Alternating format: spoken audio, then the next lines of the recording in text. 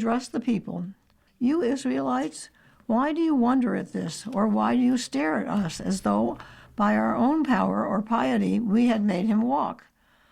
The God of Abraham, the God of Isaac, and the God of Jacob, the God of our ancestors, has glorified his servant Jesus, whom you handed over and rejected in the presence of Pilate, though he had decided to release him." We will conclude our reading at this point. The book of the Acts of the Apostles, chapter 3, verse 13. You've been listening to a serialized reading of the Bible, the New Revised Standard Version, with episodes presented every morning at 8:15 on the Niagara Frontier Radio Reading Service. Your reader has been Rosemary. Thank you for listening. The following program is intended for listeners who are blind, have low vision, or have another print disability, which makes reading, holding a book, or turning a page difficult or impossible. The content is copyrighted by the respective publishers. For more information, please visit us on the web at nfradioreading.org.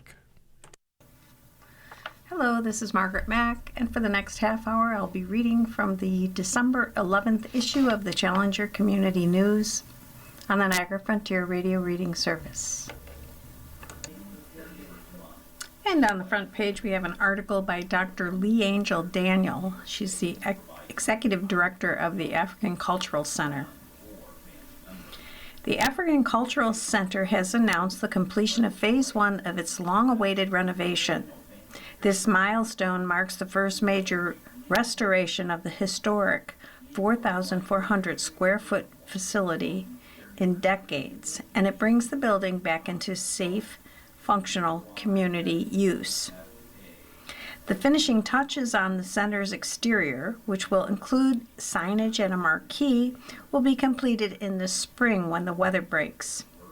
In the meantime, the Cultural Center is now open to the public. However, the hours will vary.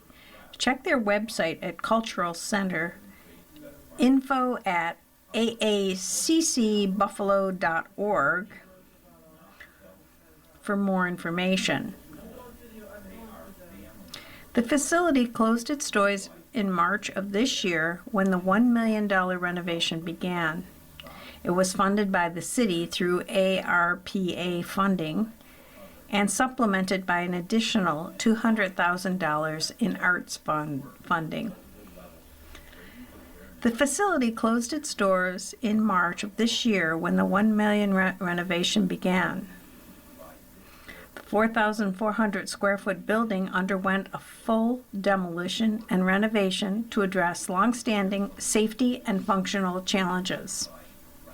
Highlights of the work include a rebuilt dance chamber floor, new interior and exterior doors and windows to improve security and accessibility, fully remodeled restrooms, upgraded lobby and office areas, and essential electrical, plumbing, and drainage improvements. This phase lays the foundation for future enhancements and expanded community programming. New leadership has also been announced in the form of board members and community stakeholders. Although the newly renovated facility is a far cry from a new center built from the ground up, as envisioned and announced by then former interim director James Pitts in 2023, it is a long overdue and impressive first step to improving a significant upgrade to ensure the community's premium cultural heritage institution remains functional and safe at this time. For this phase, bringing the center back to life, said Dr. Lee Angel Daniel, Executive Director, for the first time in years, our doors open into a space that's safe, welcoming, and worthy of the community we serve.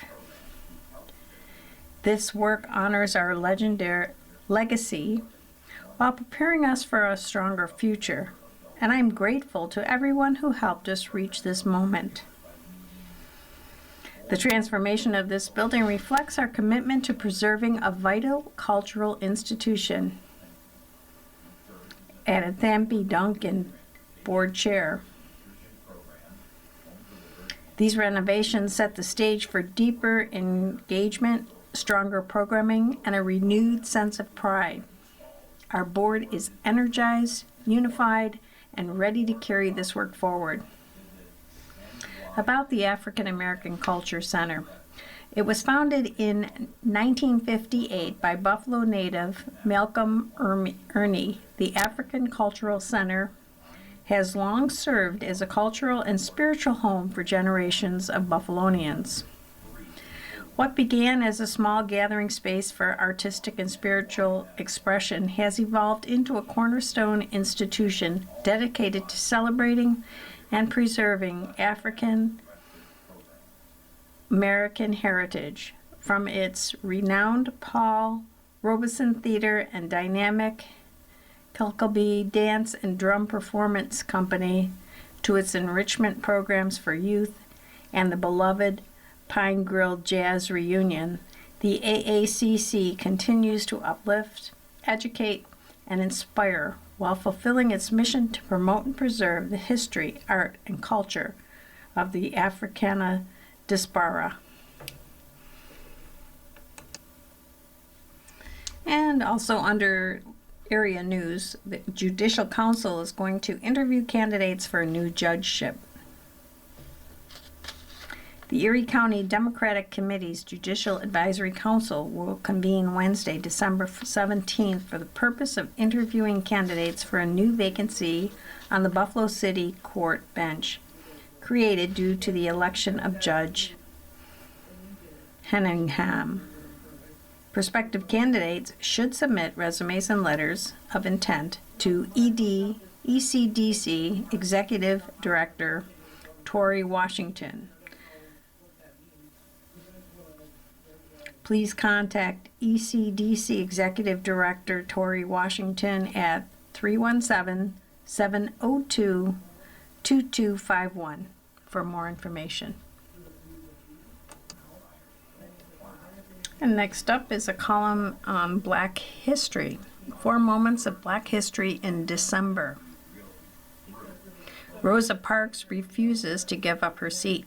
Rosa Parks courageously declined to give up her seat on a segregated bus in Montgomery, Alabama on December 1st, 1955, igniting the Montgomery bus boycott, an event that spurred the civil rights movement. The boycott ended December 20th, 1956, culminating in the U.S. Supreme Court's landmark ruling that segregation on public buses is unconstitutional.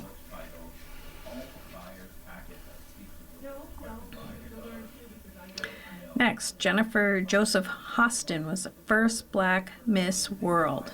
Then 22-year-old Jennifer Hostin, representing Grenada, made history on December 3rd, 1970, securing the title as the first Black woman ever to be crowned since the pageant's inception in 1951. Next, Dr. Martin Luther King receives the Nobel Peace Prize. On December 10th, 1964, Dr. King became only the second African American, following Ralph Bunche, to receive the Nobel Peace Prize for his efforts in advancing civil rights, justice, and equality for Blacks. And finally, under Black history, Kwanzaa was inaugurated. Dr. Maulana Karenga introduced Kwanzaa on December 26, 1966, a week-long, non-religious celebration honoring African heritage and African American culture, observed from December 26th to January 1st, Kwanzaa. This celebration has become a cherished tradition, weaving cultural pride into the fabric of Black communities throughout the country. Buffalo kicks off its 7-day celebration December 26th.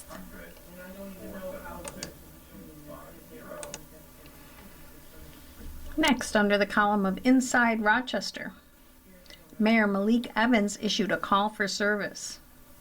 As he approaches the beginning of his second term in office, Mayor Malik D. Evans has issued a citywide call to those who wish to serve Rochester.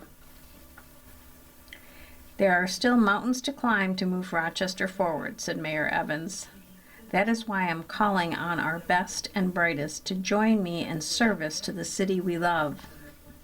I am asking you to bring your gifts, your ideas, and your heart, so future generations can look back and say that in this season you chose to be part of the solution. During his first term, Mayor Evans led under the mantra, "It's we, not me." And this board call to service is another opportunity for people to bring their expertise and passion to better the city of Rochester from the inside out. Through this effort, he hopes to inspire individuals who bring a wide range of abilities to raise their hands to join the city team. Cities lead the way, said Mayor Evans, and leading a city is not for the faint of heart. I welcome those with courage and commitment to help make Rochester the very best it can be. Those interested in exploring opportunities to serve the city of Rochester during Mayor Evans' second term can email their resume and information to transition@cityofrochester.gov. And next we have a profile of Bridget Miles, and it's written by Senator April Baskin. Listen, lead, legislate. A profile of Bridget Miles. That's the mantra of Niagara Falls Council member-elect Bridget Miles, the first woman and first black female to serve in that capacity. Miles is not only a trailblazer, but also eminently qualified to serve as an at-large member. With more than 15 years serving individuals, families, and the community, she brings lived experience, leadership, and love for the city she was born and raised in. Miles lived in the Center Court and in the Hope 6 projects for several years. After graduating from Niagara Falls High School, she studied accounting at SUNY Niagara, juggling both school responsibilities with a busy work and family schedule. Now, as a city council member, Miles can draw upon that professional experience, having gained valuable experience working on the Niagara Falls Water Board, Law Department, Council, and ultimately as the first ever administrative assistant to former Mayor Paul Deister. She currently operates a foundation for diverse communities in the Falls. A mother of 4 children and 2 grandchildren, Miles felt a call to pursue her purpose to represent her community in local government. A woman of deep faith, Miles prayed about the decision and felt she was called to run for the council seat. She was concerned that her mother would deter her, saying that politics can be a tough and demanding job. But Miles' mom supported her assignment from the Lord and was an integral part of her campaign. In fact, it was Miles' mother who planted the seeds of public service in her daughter. Both women were inspired by the work of Doris Jones, who, for more than 40 years, advocated for quality of life for public housing residents in Niagara Falls. Miles heard similar concerns as she knocked on countless doors, introduced herself to the residents she cares deeply about. During the early days of September, in the midst of her campaign, Miles' mother succumbed to cancer.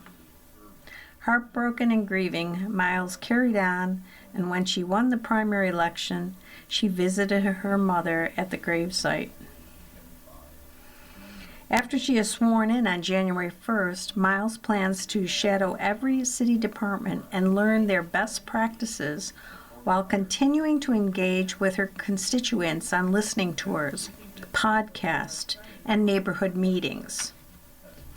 Miles' top 3 priorities include a focus on homelessness and mental health, opportunities for young people so they remain in Niagara Falls, and helping small businesses thrive. For the next 4 years and beyond, I'm confident that Bridget Miles will make a difference in her beloved hometown. Her tenacity, leadership ability, and groundbreaking candidacy brings fresh and innovative ideas to a city that she is deeply rooted in and where she chooses to raise her family. I look forward to working with Bridget Miles and watching her grow and thrive as a key leader to the Cataract City. Again, this article is written by Senator April Baskin. You are listening to a reading of articles and features from The Challenger on the Niagara Frontier Radio Reading Service. Next in local news, Azine Family Foundation celebrates opening of new community resource room on Buffalo's east side. The Azine Family Foundation, AFF, hosted a ribbon-cutting ceremony last month to celebrate the grand opening of its new community resource room on Buffalo's east side. The event featured remarks from Governor Kathy Hochul, local elected officials, and foundation leadership, followed by a reception and tour of the new community space. Located at 1373 Fillmore at East Utica, they are thrilled to host the Community Resource Room in conjunction with the Azine Family Foundation. This service will provide and enhance those skills necessary to enhance one's education and ability to function in a growing competitive society. Ultimately, it helps bring value toward building and strengthening families and community life. The Community Resource Room represents a major step forward in AFF's mission to accelerate positive change and create innovative, inclusive programs for the community. The new space will serve as a welcoming hub for residents, offering access to resources, education, and support that strengthen families and neighborhoods through the East Side. This resource room is more than just a space. It's a promise, said Zaheen Hemphill of the Azine Family Foundation. We're here to build bridges across cultures, create opportunities for learning, and bring people together to lift up our community.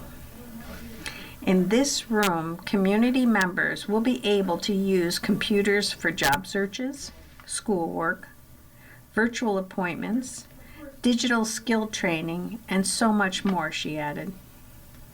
Founded with a commitment to inclusivity, cultural awareness, and relationship building, the Azine Family Foundation has been a driving force in organizing innovative community events that promote understanding and empowerment among diverse groups.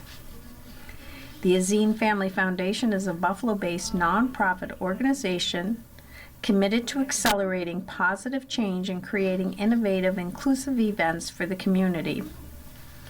The Foundation's mission is to build respectful relationships, teach cultural awareness, bridge communication, and foster connections among people of different backgrounds. Through its work, the Foundation strives to strengthen communities, support families, and create a lasting impact across Buffalo's East Side. Learn more at azinefamilyfoundation.my.canva or on their Facebook page. The Azine Family Foundation,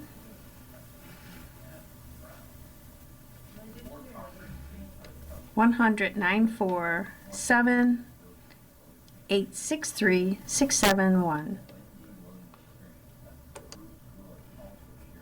And under the column Health Matters, we've got the best foods for kidney health. When it comes to protecting your kidneys' health, your plate is your first line of defense. Generally, the goal is to choose foods that are naturally low in sodium, phosphorus, and potassium, while being rich in antioxidants and anti-inflammatory compounds. Here are a few of the food choices that stand out when it comes to their ability to support kidney health.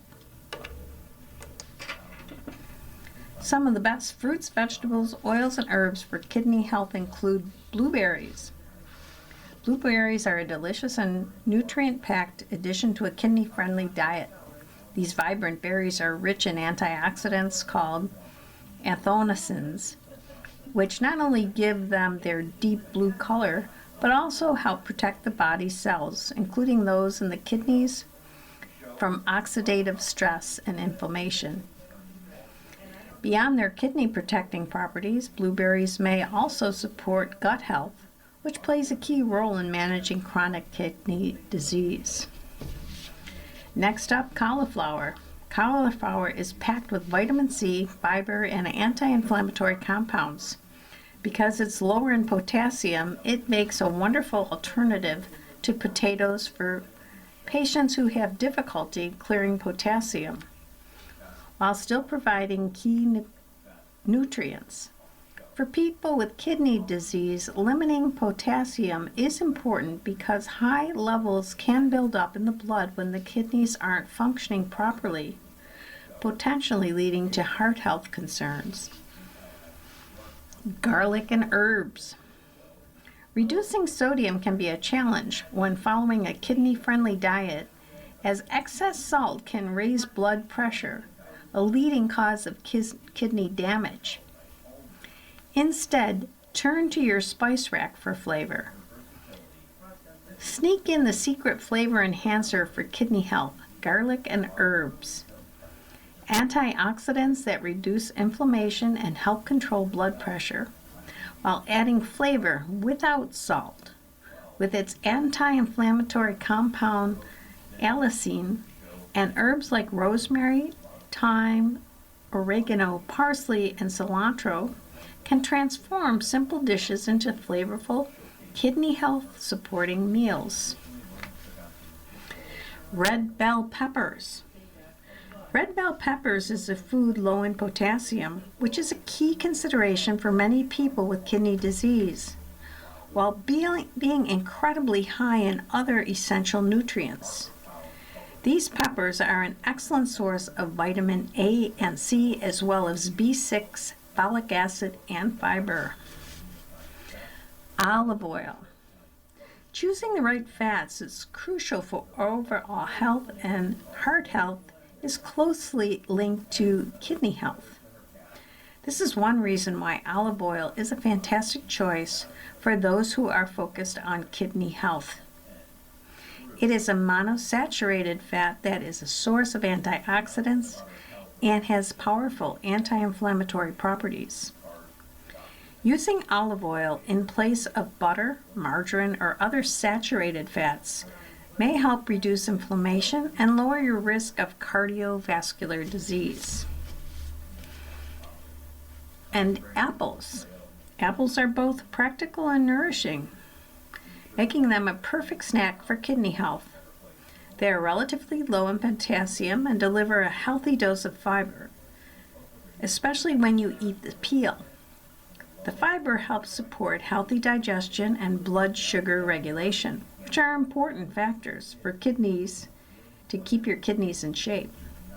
Plus, apples contain anti-inflammatory polypropylenes and vitamin C. And finally, grapes. Grapes, especially the red and purple varieties, offer a sweet way to add antioxidants like flavonoids and reversols to your diet. Some data suggests that reversols have shown promise for its antioxidant, anti-inflammatory, and protective effects on the kidney in early research. Additionally, grapes are low in potassium and make a hydrating, naturally sweet snack that's easy to pack for work, school, or when you're on the go. And next, on the topic of astrology, the new moon watch. The month of December 2025 brings a softening and invites us to get intentional with our lives. Why we do what we do seems to be a repeating theme as we move through the month. The Sagittarius new moon, December 19th through 20th, aligns just before the solstice, making it a powerful new moon for endings. Even though new moons are a sign of new beginnings, it seems that for this new beginning to unfold, we first have to do away with the old. We are being asked to let go of outdated beliefs that no longer serve a higher vision. We are being asked to expand our minds and to be perhaps change our philosophy around some things. Under this new moon, there is also some strong goddess energy. Our focus may turn to our relationships and what truly matters to us when it comes to those closest to us. And next we have Buying Black in Buffalo. Things are tight this holiday season, but people are still buying. We canvassed the community last weekend to identify as many Black-owned retail outlets as we could find for gift-giving ideas. And although there are far fewer brick-and-mortar small businesses than there were a few decades ago, we still came across some great merchandise and great prices as well. So before you head to the mall, consider checking out the small businesses on this page and support these enterprises, hard-working proprietors. Recycling money back into Black-owned businesses is just plain good economic sense. Let's support Black businesses throughout the year. And remember, we are most empowered when we empower each other. First up is Dexter's Hat and Caps and Things at 990 Broadway, inside the Broadway Market. The perfect hat for the perfect gift idea, a diverse range of high-quality headwear products in a wide range of styles and sizes. Next, MMW Style Studio at 1371 Main Street near Utica. Open Tuesday to Friday, 4:30 to 6, Saturday, noon to 6, and also online. Class and Sass, everything beautiful for her, for gifts to holiday wear, accessories, special occasion wear to trendy and casual collections and more. That's MMW Style Studio at 1371 Main Street. Ansar Fragrances and more at 1371 Fillmore at Utica, open Monday through Saturday 10 to 6. Great gift ideas from fragrances, body oils, shea butter, incense, prayer rugs, soaps, sea moss, and more. Zawandi Books and Storytelling Resource Center at 1382 Jefferson, open Wednesday, Friday, Saturday, 12 noon to 4, specializing in books by and for people of African descent. Also 2026 calendars, Kwanzaa cards, and more. This holiday season, give the gift of knowledge. Next, Leslie's Boutique at 1474 Fillmore, open Wednesday through Saturday, 11:30 to 5:30. Where you find treasures in the hood. That's Leslie's Boutique. Nani's at 999 Broadway, inside the Broadway Market, open Saturdays only, unique handcrafted crocheted items. Holistic Cycles, Bicycle Shop, and Community Mobility Bank. That's at 1353 Jefferson Avenue. And they are open Monday through Saturday, 10 a.m. to 6 p.m. Bike sales, bike equipment, and more. You can also email coloredgirlsbike2@gmail.com. Royal Ancestry Design, that's also at 999 Broadway, inside the Broadway Market, Open Thursday, Friday, Saturday, or by appointment. Facebook and Instagram or email dsim416986@aol.com. Custom handcrafted Afrocentric women's fashions, handmade quilts, and unique home items. And we have the Golden Cup Cafe. Open Monday through Friday, 7 a.m. till 3, Saturday, 8 a.m. till 3. Perfect gift for the coffee lover on your list. Roaster and distributor of high-quality coffee from 13 regions around the world. K-Cups are also available. You've been listening to a reading of articles and features from the December 11th issue of the Buffalo Challenger. Your reader has been Margaret Mack. Thank you for listening.